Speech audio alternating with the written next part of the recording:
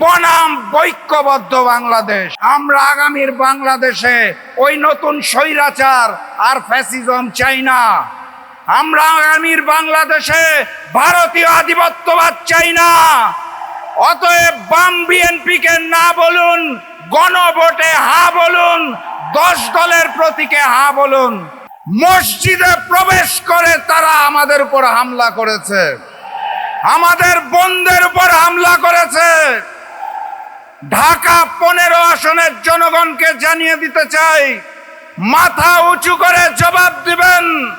নতুন বাংলাদেশে নতুন জালেম চলবে না। জবাব হবে 12 তারিখে। আমরা শান্তি চাই, কিন্তু কেউ যদি অশান্তি সৃষ্টি করতে চায় তাহলে আমরা শহীদ হতে জানি, আমরা রুখে দাঁড়াতে জানি। ওই একটি বৃহৎ দল নতুন করে প্রচারণা করার চেষ্টা করছে না ভোটের পক্ষে।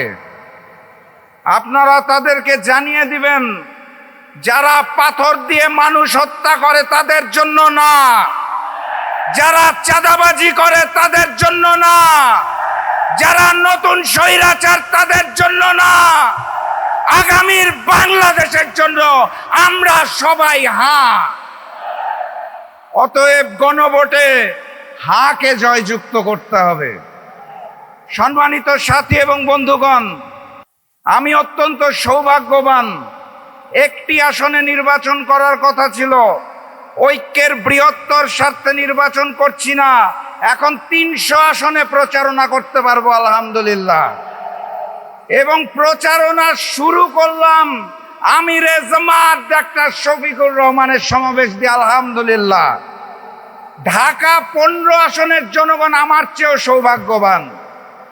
কারণ কি, বাংলাদেশের 300 আসনের 299টা আসনে জনগণ ভোট দিবে আগামীর এমপি বানানোর জন্য।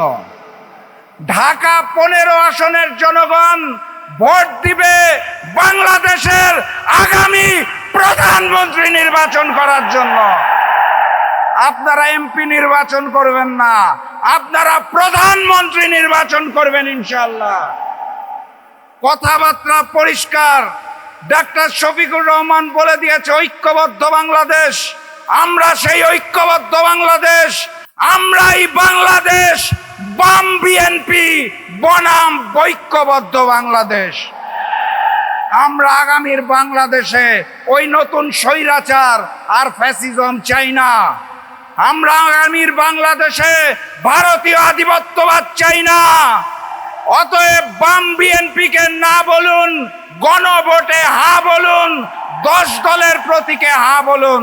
প্রায় 2 দশক পর বাংলাদেশে একটি জাতীয় নির্বাচন অনুষ্ঠিত হতে যাচ্ছে, যার প্রচারণা আজকে থেকে শুরু হলো। জুলাই গণ অভ্যুত্থানের হাজারো শহীদের রক্তের বিনিময়ে আমরা আজকের দিনটা পেয়েছি, বলেন আলহামদুলিল্লাহ। আজকে এখানে আমাদের অত্যন্ত আনন্দ ঘন পরিবেশে, উৎসব মুখর পরিবেশে প্রচারণা করার কথা ছিল, সেটা হচ্ছে। কিন্তু একই সাথে সাথে আমাদের মনটাও বিষণ্ণ হচ্ছে, কারণ এই নতুন বাংলাদেশে গণভোটের পক্ষে প্রচারণার সময় নতুন জালেমের পক্ষ থেকে হামলা হওয়ার কথা ছিল না। আবারও দেখা হবে, আবারও কথা হবে ইনশাআল্লাহ। সারা দেশ সফর করব এবং সবাই মিলে ইনশাআল্লাহ আগামীর বাংলাদেশ গড়ে তুলব। কিছুদিন আগেই আমি ছিলাম একটি অন্ধকার ঘরে, যেখান থেকে আমি বুঝতেও পারতাম না বাইরে কি দিন না রাত। আমাকে বলা হতো না আমাকে কোথায় আটকে রাখা হয়েছে, আমাকে বলা হতো না আজকে কয় তারিখ। আমি যখন নামাজ পড়ার জন্য সময়টাও জানতে চাইতাম, সে সময়টা আমাকে বলা হতো না। আমার পিতার ফাঁসির মাত্র কয়েকদিন পূর্বে আমাকে উঠে নিয়ে গুম করা হয়। যখন একটি অন্ধকার ঘরে চোখ বাঁধা অবস্থায়, হাত করা পর অবস্থায় আমি পড়েছিলাম, তখন নিজেকে সান্ত্বনা দিচ্ছিলাম যে বাংলাদেশে তো সংবিধান আছে। সংবিধানের বিধান হচ্ছে গ্রেফতারে 24 ঘন্টার ভিতরে আদালতে হাজির করতে হয়। হয়তো 24 ঘন্টার মধ্যেই আমার মুক্তি হবে এখান থেকে। 24 ঘন্টা পেরিয়ে দিন হলো, দিন পেরিয়ে সপ্তাহ হলো, সপ্তাহ পেরিয়ে মাস, মাস পেরিয়ে বছর হয়ে গেল। কিন্তু সে অন্ধকার ঘর থেকে যখন আমি বেরোলাম না, তখন বুঝতে পারলাম একজন মানবাধিকার কর্মী হিসেবে যে গুমের বিরুদ্ধে আমি কথা বলছিলাম, আমার পিতার ফাঁসির কয়েকদিন পূর্বে আমি নিজেই সেই গুমের শিকার হয়ে পড়েছি। আমার পিতার ইচ্ছা ছিল ওনার জানাজা নামাজটা যেন আমি পড়াই। যারা আমাকে বন্দি করে রেখেছিল তাদেরকে আমি আকুতি মিনতি করে বলতাম যে মেনে নিলাম আমাকে এখান থেকে ছাড়বেন না, মেনে নিলাম পরিবারের সাথে যোগাযোগ করতে দিবেন না, কিন্তু সন্তান হিসেবে কি এতটুকু জানার অধিকার আমার নাই? যেই পিতাকে আমি ফাঁসির সামনে রেখে এসেছি, ওনার কি হলো? ওনার জানাজা নামাজটা কে পড়ালো? ওনার দাফনটা কোথায় হলো? আর ফাঁসির আগে পরিবারের সাথে শেষ সাক্ষাতে আমার শ্রদ্ধেয় পিতা আমার জন্য কি ওসিয়ত করে গেলেন, সন্তান হিসেবে এতটুকু জানার অধিকার আমার নাই? উত্তর আসতো উপরের নির্দেশ, কিছুই বলা যাবে না। আমি ধরেই নিয়েছিলাম সে অন্ধকার ঘরেই আমার মৃত্যু হচ্ছে।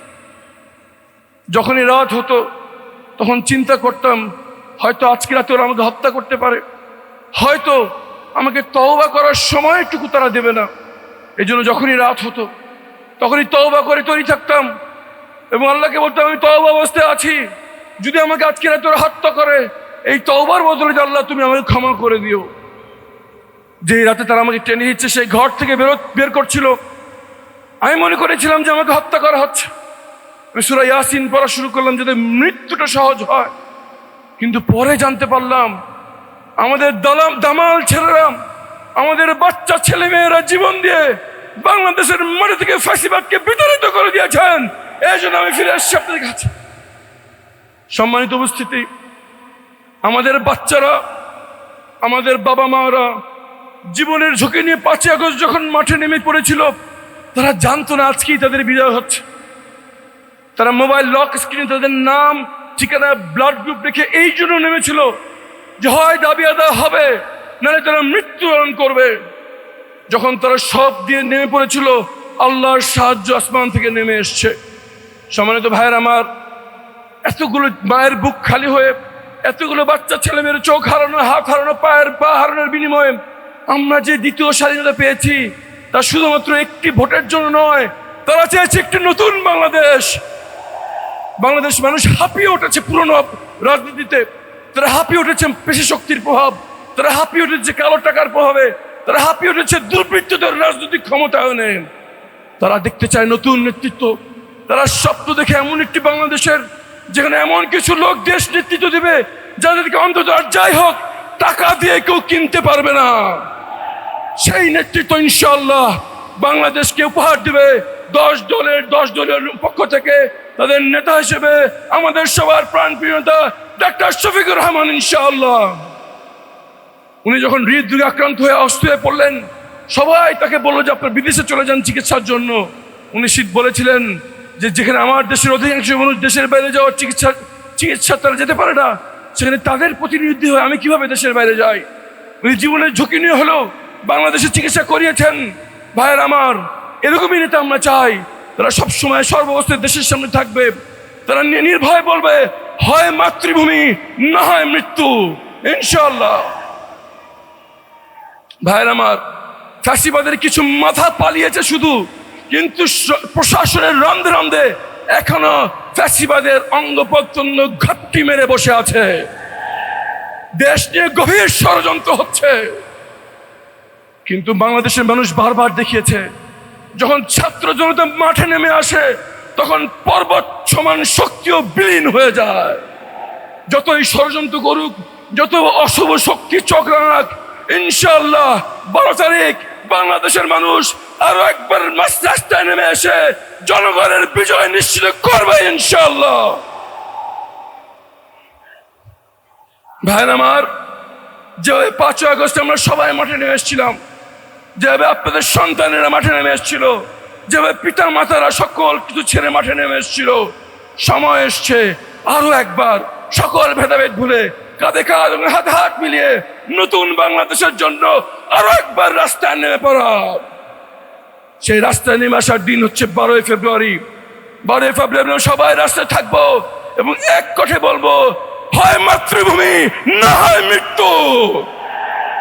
জনগণের বিজয় নিশ্চিত করে, হ্যাঁ ভোটের বিজয় নিশ্চিত করে নতুন বাংলাদেশের সূচনা করেই আমরা ঘরে ফিরবো ইনশাআল্লাহ। দেখা হবে 12 তারিখ রাজপথে ইনশাআল্লাহ। আসসালামু আলাইকুম রহমতুল্লাহ বারাকাতুহু।